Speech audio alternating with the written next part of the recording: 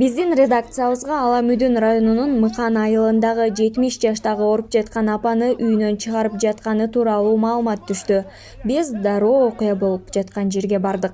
Сот өкүлдөрү жана Тамара апанын үйүн сатып алганбыз деген асыл аттуу айым үйгө кирүүгө аракет кылышып, бирок айылдын тургундары киргизбей турушкан экен. Нени көрөсүң? Кагаз берем, сөйдү. Зачем?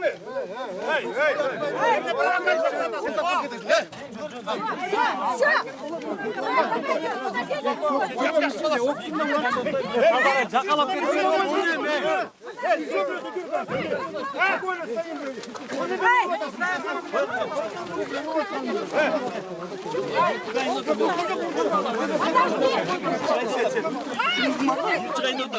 Girip çıkmasın sen.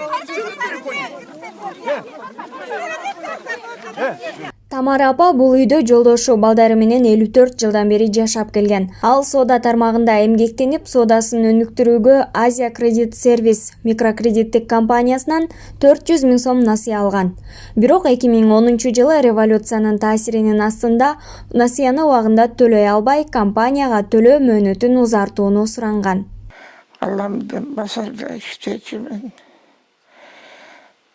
mikrokredit kampanyadan 430 000 som aldı. Bирок euro menen topop berdim. 36% menen algam. Menin prasrochkam jok, eldeyle tögüp atam ay sayın.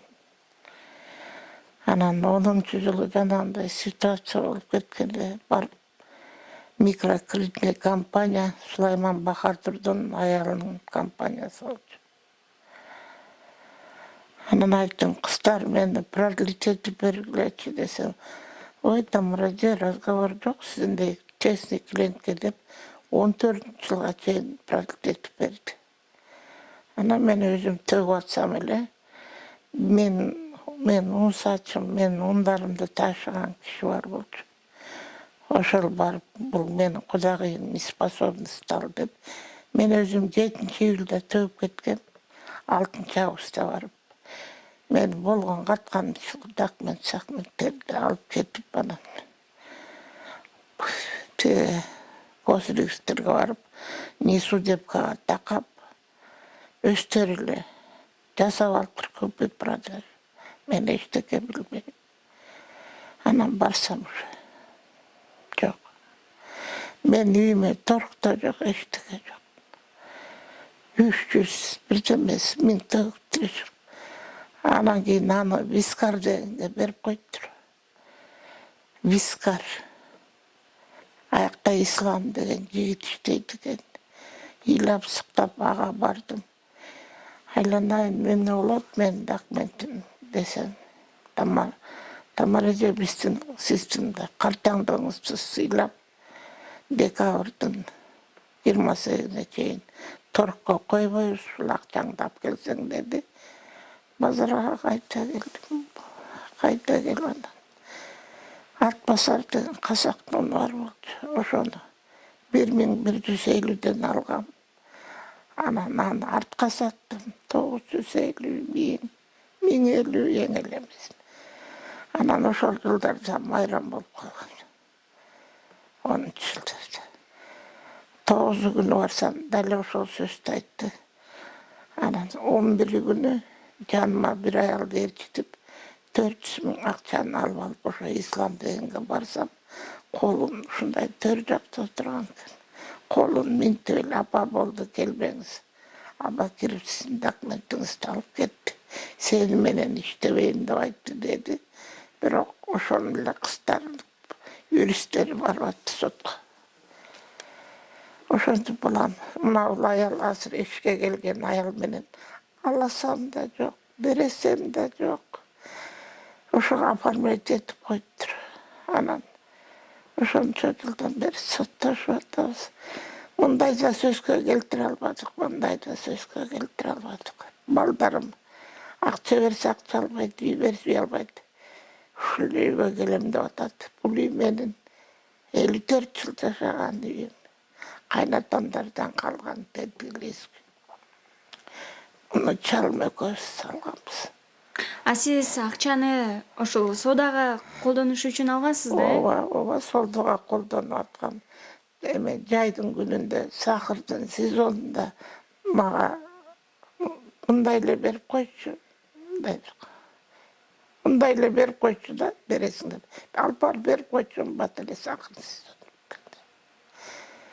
А сиз ошондо кредитти алганда бул үйдө күрө катары, залог катары койгонсуз, э? Жок, күрө катарда жок, актылар бар, бир адвокаттын колунда турат. Жок.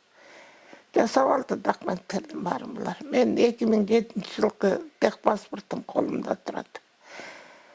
Айтып атпайм, балам, мен өлгөндөй эле кетти. Мен өлүп каласың го, ошо мен жана кетти, баары кетти. Соту 2 үй.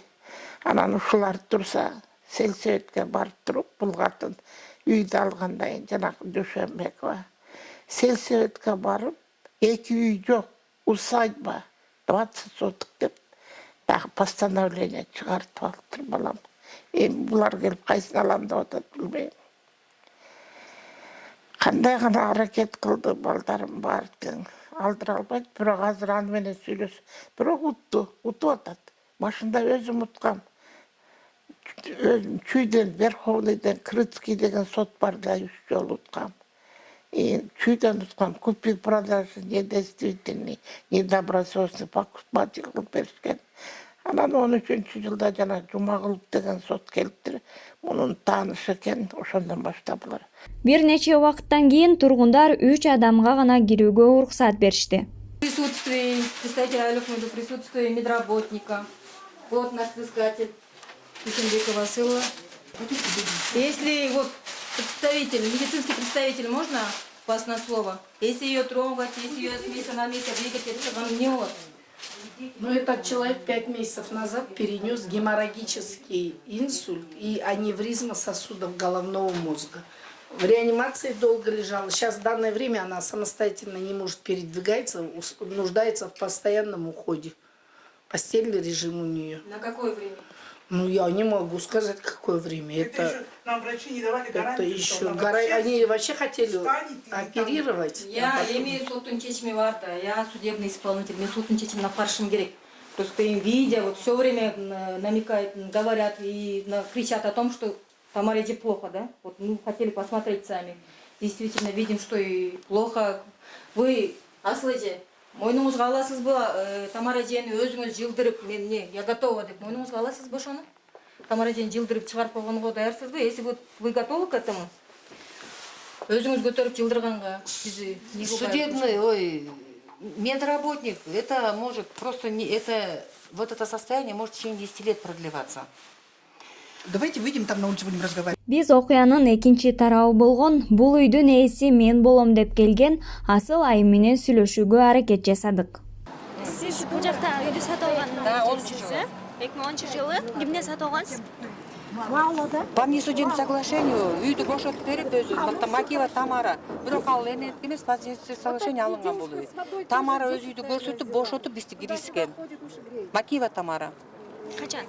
2010 жылы август айында. Сіздің аты жөніңіз кім? Дүйшөнбекова Асылбек Оразбековна. Отырыңыз. Сіз үйді қаншаға сатып алдыңыз? Чоң кыз, мен үйдү канча сатып алдым, банк билет. По внесудебному соглашению алынган бул үй. Какая сумма там стояла, за такую сумму я ее купила. За ту сумму, за которую они ее оценили.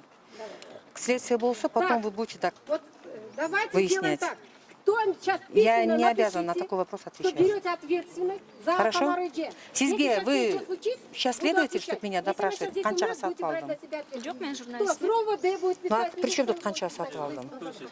Жоқ, просто бұл жақта деген біз екі тараптың тең ойын берілді отасыздар. Бул боюнча Верховный соттун чечими 10 жылы чыккан, что договор купли-продажи сделан в рамках закона. Мен 10 жыл үйдү сатып алып, 12 жылдан бери живу на квартире. Бул уже второе выселение. Мына Мореке жай 18 жыл аксакалдар сотуна салып, 20 киши кол коюп, үй алып бересиз деп 4 айдын ичинде. Аны да жасашкан жок. 14 жылдан бери үй алып бересиз деп сөздөрдүн баары көргөнсүздөр. Мына март айында Венера Тамареженин жакын кишиси, мен, Чыңгыз, Гүлмира Тамареже отырдук да? Не даст соврать. Отурдук. Айтты, биз үйүбүздө 2 машина турат деди. Ошо машинаны ал. Я говорю, Чыңгыз, на кого-то оформлено деди. Я говорю, Чыңгыз, ал машинаны мен алып сатып машинеге жашамак белем. Пожалуйста, я даю время дедим, да. Сен үй истей бергиле деди. Гүлмира нарынга кетти, Лимонтин соту болуп атат деп. Мы с ней 1 ай жүрдүк. 4-5 үйлөрдү көрдүк. Бир үй табылды. Автовокзалдан как вы говорите? Он был в залоге. Банкта турган үй экен. Мен айттым, Венера, извини, но бир жолу мен алдым үйдү. Я больше не хочу дедим. Было такое? Было такое? Было такое, все. Потом машина, Чыңгыз айтты, эже, машина оформлена, говорит, не на меня. Карызым алган 2 машина турат деди. Если хотите, мы завтра. Я говорю, Чыңгыз, давай, говорю, уж машинаны сат дедим. Время есть, говорю. Мы ничего не торопим. Гүлмира айтты, бир комнат квартирам бар деди. Аю грантта, да? Найдите дом на обмен. Мы сказали, хорошо. Экөөбүз кишиликтен бир үй таптык на обмен. Бир жума, месяц ждали, да? Потом Гүлмира приехала Нарындан. То там памятник ставили, потом день рождения справляли, в общем, Куран окутат, ары бердик. Мы с ней встретились, вот при ней, говорю, Гүлмира, говорю, мы нашли дом. Пожалуйста, одна комната, квартира соглашается. Сколько мы хотели поменять? Десе, ну, мне кайынсиңдики 1 айда 36 миң бер деп атат, мен ал акчаны каяктан табам деп койду. Никакого обмена не получилось. Хорошо, раз такое дело. Вот Айнура эже не даст соврать. Канча жылдан бери жүрөт биякта. Жумадылова, да? Все меня обвиняют. Мен бир гана жолу. Временно жильцы деп мен сотко бергенде чакыртканда барып айттым, как я временно, я хозяйка этого дома десем, анда булар чыксын деди. 10 жылдан бери выселение келатып, 10 жылы Верховный соттун чечими чыкты. Он не отменен. 15 жылы Третейский соттун чечими чыкты. По внесудебному соглашению бул үй сатылган. Сотто протокол можете поднять. Аламединский районда ошелеки чечим бар. Менде бар копиясы, но вы можете дело поднять. Тамара апа соттун чечими адилетсиз болуп, аны үйдөн чыгарууга жогорку кызматта иштеген бир нече адамдардын кызыкчылыгы бар окшойт деген оюн билдирди. Суроод атай, Тамара сенден карыз алды беле? Жок, айта албайт. Айта албайт. Баласы эсен буда иштейт экен Дүйшөнбеков Марат деген. Баласына Атамбаевдин учурунда дагы үй бериптир Көкжардан. 3 комнат. Балдарлуу деп берди деп укканбыз. Анан ал баласы келип да мына биздин сельсоветке учетко туруп алыптыр. Анан эсен мунуку десе коркот экен да. Анан коркуп эле. Ошого чечип атат, айтат азыр сотко барсаңар айтат баары мен уттум, мен келдим деп эле соттоду ошо дейт. Анан жана оголону сотко бергенде Абакировдун өзүн чакырды. Свидетель кылып, анан ал киши айтты. 72-ге чыгып калдым деди. Мени да алдап таштады, аялымды да алдап таштады. Мына үйдү ушул аялга $55,000 сатыптыр. Бир тыйын акча берген жок бизге деп. Мен протокольный турат алдым. Протокольный. Ошентип алдап таштады деп. Сотто айтты прям. Аламедин сотунда атта куруп дегенде сот болуп атканда ошентип айтып берди. Доверенность берип коюптур буга, доверенностьун да алып алган, анан кайта алып алганбы билбейм азыр. Сотко ушул күйөөсүнө үйдү жастырып алды, Дүйшөнбеков Тынайбек деп. Айөөсү ушуга адвокат болуп барат.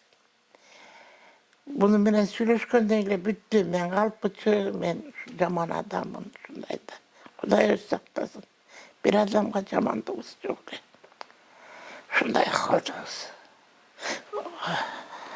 Азыр эми 5 ай болду жатып калдым балам. Чалым болсо ушундайды уккандайын өлүп калды. Былтыр октябрь 26-сында. Быйыл мен 5 ай болду. Инсульт алдым. Кичине белимден өйдөрөк азыр кичине сүйлөп калдым. Белимден ылдый баспайт. Кыргызчылык менен да коем деп бизди эмеге да жиберди. Медиа дейби. Свердловский ичинде бир сот бар экен го, медиа. Ошого да бардык. Бирде меселе ушул үйгө келем деп атат. Мен билбейм, мен айттым, сен жака. Мен билбейм, өлөргө да аз калдым. Быйыл ошо больницага жаттым, реанимацияда 10 күн чыгарып коюптур больницадан. Болдук. Ана Москвадан қысым келіп қалғанан частный больницаға барып, күніне 5000 екен.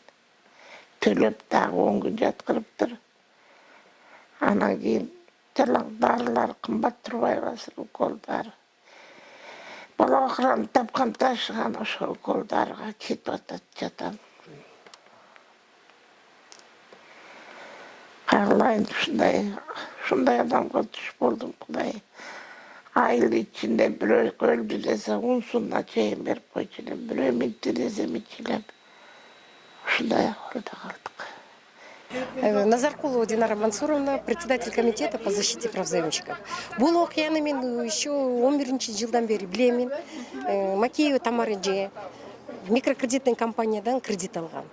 Кредит это бывший депутат ТК Бахадыр Сулайманов ТК, ошон микрокредитный компаниясы. Компанияның аты? Вот унутуп койдум, уже столько лет прошло, унутуп койдум чындагандачы. Ошондон кредит алат дагы.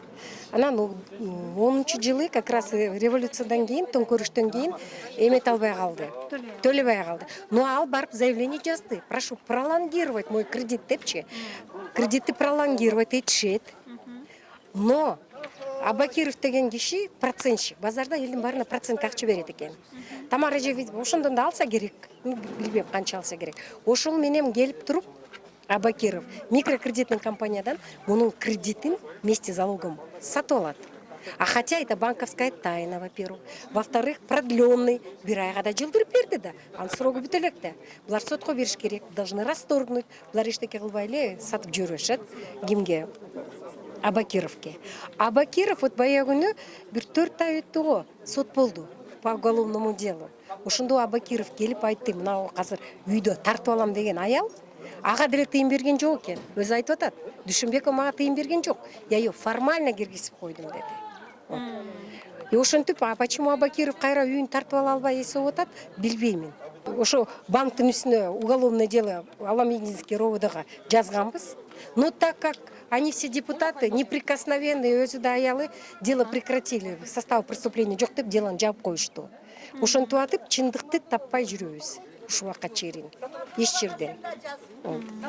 Ошентип атып эметебиз. И вот до такое состояние мына довели. Апа ушундай жатып калды төшөктө. Өзүңөр көргөндөй. Бир нече убакытка узарган талаш-тартыштан кийин сот аткаруучу Тамара апанын ден соолугун эске алып, февраль айына чейин мөөнөт берди. Вы никто, я взыскатель. Я сейчас могу сказать, я вынесу это. И что будет? Я взыскатель. Скажите, Мара Рахмат, до 1 февраля.